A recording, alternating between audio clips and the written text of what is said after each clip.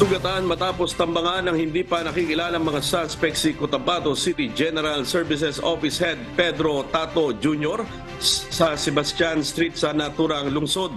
Patungusan ng City Hall ang biktima sakay ng government-issued pickup nang pinaputukan ng caliber 45 pistol ng dalawang suspect na sakay ng motorsiklo.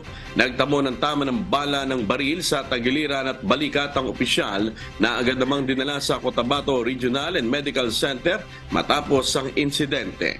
Kasalukuyan ng nasa maayos na kalagayan si Tato, samantala patay naman ang driver nito na kinilalang si Dandy Anonat, 30 anyos. Sa ngayon nagpapatuloy ang investigasyon sa nangyaring ambush upang panagutin ang mga salarin.